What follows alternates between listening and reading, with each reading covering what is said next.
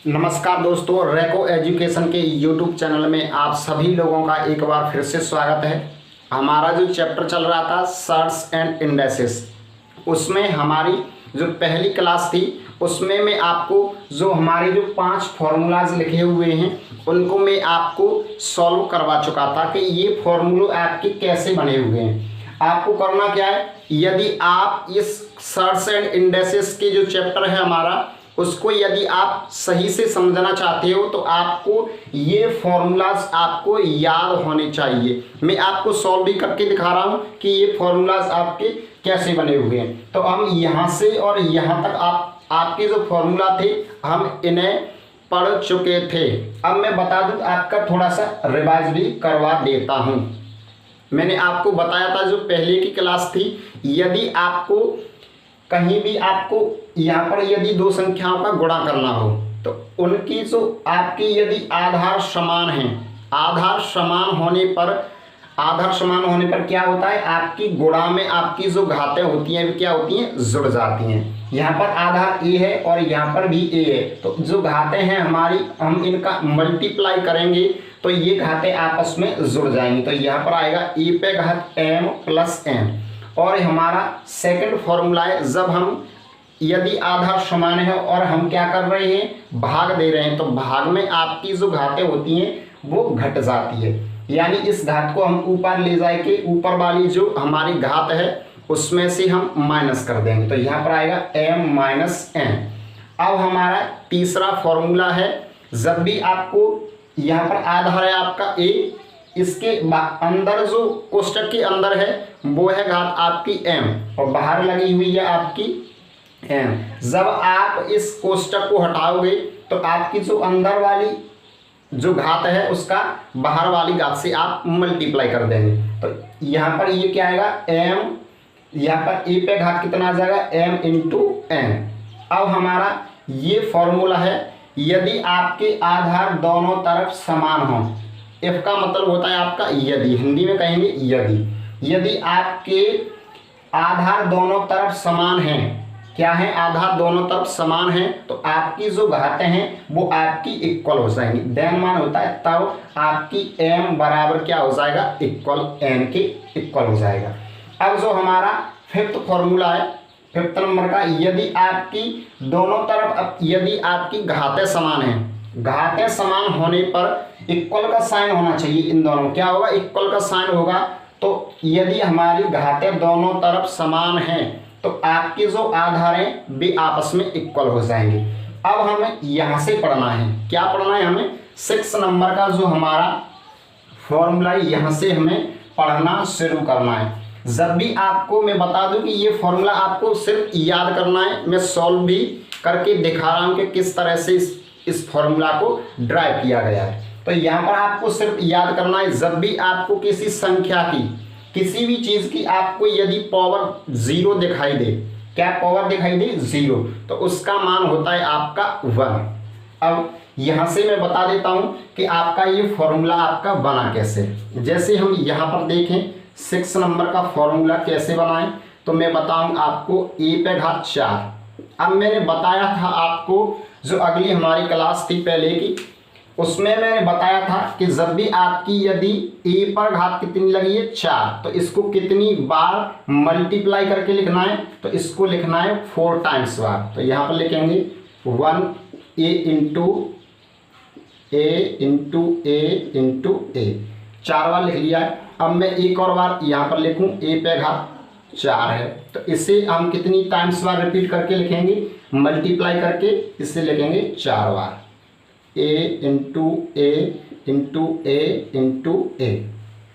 अब यहाँ पर हमने लिख लिया, यदि मैं इन दोनों का दोनों तरफ यदि मैं भाग देना चाहूँ, क्या देना चाहूँ, भाग देंगे, तो यहाँ पर a से इस a से ये कटेगा, इससे ये कटेगा, इससे ये कटेगा, इससे ये कटेगा।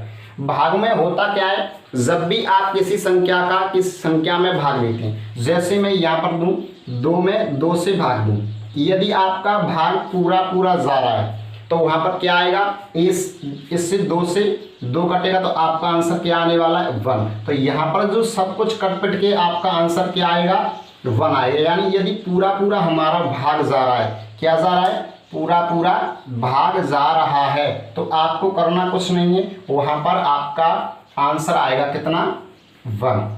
तो यहाँ पर आपका पूरा पूरा गया भाग, तो यहाँ आएगा आपका आंसर 1। अब यदि हम यहाँ पर देखें, इक्वल के इधर देखें, तो यहाँ पर ये वाला आपका फॉर्मूला लग रहा है, क्या लग रहा है, ये वाला। यहाँ पर भाग दे रहे हैं, आपका आधार नीचे और ऊपर आधार समान है, तो मैं ये वाला फॉर्मूला अप्लाई कर रहा हूँ। तो यहाँ पर हम करें यदि अप्लाई, तो a पे घात है आपकी 4 ऊपर है, नीचे वाली घात को यदि मैं ऊपर ले जाऊँगा तो इसमें से ये माइनस हो जाएगी। तो यहाँ पर क्या आने वाला है, अब 4 में से 4 जाएगा, माइनस होगा तो कितना बचेगा, a पे घात 0। तो ये इधर क्या है हमारा 1। तो ये है आपका जो 6 नंबर का हमारा फॉर्मूला था, इसका आंसर क्या आने वाला है, 1। यानी आपको जब भी किसी भी आपके नंबर पर यदि आपको घात, यदि पावर आपकी कितनी दिखाई दे, पावर आपकी होने पर 0 होने पर उसका मान 1 होता है, बस इतना आपको याद रखना है। अब हम चलते हैं 7th नंबर के फॉर्मूला की तरफ। यदि हम 7th नंबर के आपको याद करने, ये फॉर्मूला ये नहीं है कि आपको ऐसे, लेकिन आप यदि करके देखोगे इन फॉर्मूलाज को, जो अपने हाथ से सब आप सॉल्व करोगे तो आपको बिल्कुल याद हो जाएंगे ये। अब हम इसे देखें तो आपको किस तरह याद करना है।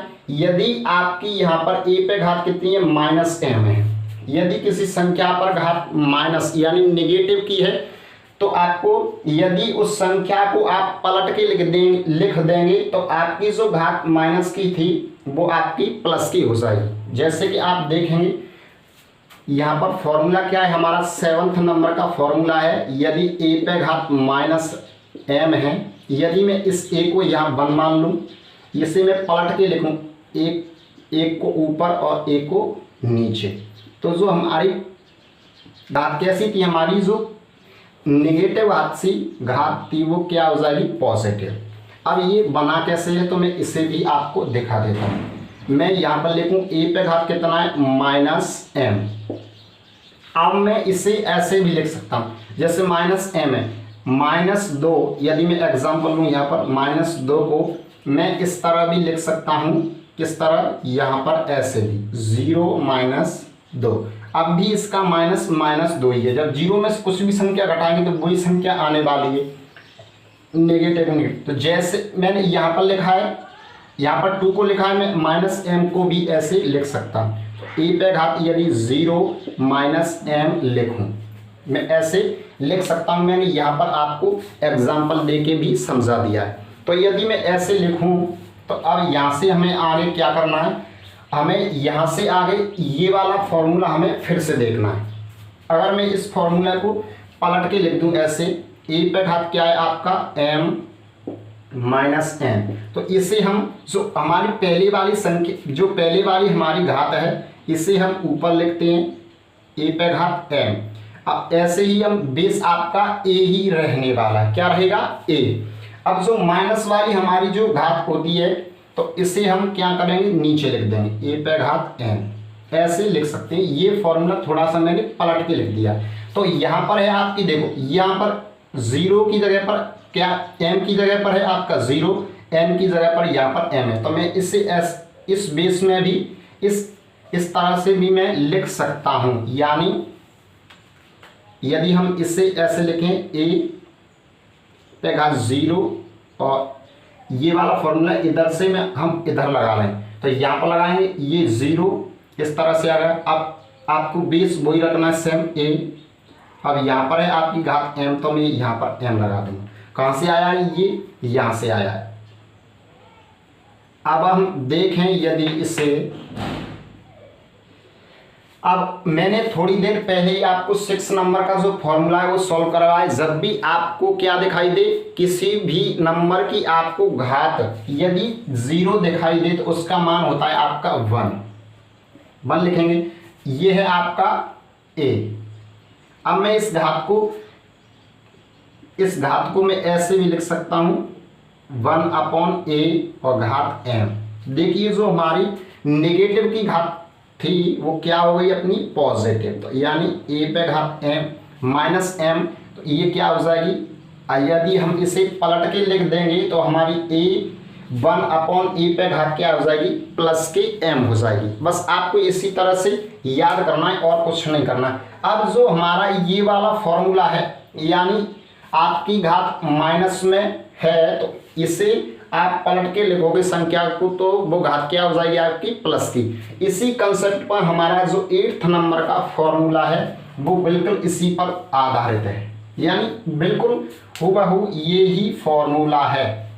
मैंने क्या किया इसमें, मैंने आपको क्लियरली लिख के बताया किस तरह से है ये फॉर्मूला। यानी हमने लिखा है x/y पे घात यदि -m है, इसे हम पलट के लिखें।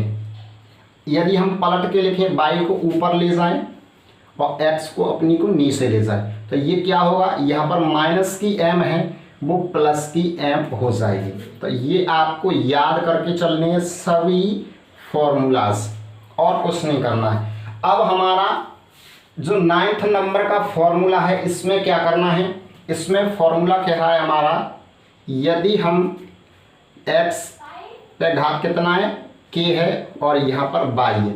यदि मैं इस x की घात को मैं y पर लगाना चाहूँ तो ये घात आपको कैसी दिखाई देगी, कैसी दिखाई देगी, तो यहाँ पर यदि मैं इस घात को x की घात को मैं y पर लगाना चाहूँ तो ये घात ऐसी आपको दिखाई देगी, यानी पलट जाएगी 1/k, ये हो जाएगी। अब आपको मैं बता दूंगा कि ये आपका फॉर्मूला बना कैसे। एग्जाम्पल के तौर पे यदि हम माने, मैं मान लेता हूँ x पे घात कितनी है, 2 बराबर है 10। अब ये है x पे घात 2 = 10। जब भी आप जो हमारी स्क्वायर है, स्क्वायर को यदि आप इक्वल के उस तरफ ले जाएंगे तो आपका क्या हो जाएगा, जो हमारा स्क्वायर है वो अंडर रूट में क्या होता है, जाता है, चेंज हो जाता है। 10 पे क्या हो जाएगा, अंडर रूट लग जाएगा। अब जब भी आप अंडर रूट को उठाएंगे तो क्या आता है आपका, 10 पे घात कितनी आ जाएगी, 1/2। ये अंडर रूट हटाते हैं तो आप 1/2 लिखते हैं। तो यहाँ पर क्या है, आपकी x पे घात कितनी थी, 2। अब इसको मैं इधर ले गया तो देखो यहाँ पर चेंज हो गई, 1/2 हो गया। ऐसे ही आपको यदि आप इस घात को x पे घात k है, आप इसको y पर लगाना चाहेंगे तो यहाँ पर आपको घात क्या हो जाएगी, 1/k, यानी उसकी घात चेंज बदल जाएगी, उसकी पलट के लिख देंगे। अब आपके 2 फॉर्मूला और हैं, उनको आपको बेसिक फॉर्मूलाज हैं, आपको बस याद करनी है। ये यदि आपने जो 10 और 11 फॉर्मूला में आपको ये करवाए हैं, मैंने तो इनको यदि आपने याद कर लिया तो आपको सर्च एंड इंडेक्सेस में बिल्कुल आसान क्वेश्चंस लगने वाले हैं। हमारा बेसिक फॉर्मूला ये भी a × v, यदि मैं इस पर बाहर लगा दूं m, तो ये घात आपकी दोनों पर मानी जाएगी, यानी ये घात आपकी m जो लगी है घात, ये a पर भी है और ये b पर भी है। इसे आप ऐसे भी लिख सकते हो, a पे घात m × v पे घात भी m, ये दोनों पर मानी जाएगी। यदि हम 11वां फॉर्मूला देखें तो a/v, यदि इन पर घात आपकी क्या लगी है, m, तो ये भी आपकी घात दोनों पर मानी जाएगी, यानी ये a पर भी है और यहाँ पर b पर भी घात कितनी है, m। तो ये आपके बेसिक फॉर्मूले हैं जो आपको याद करने हैं।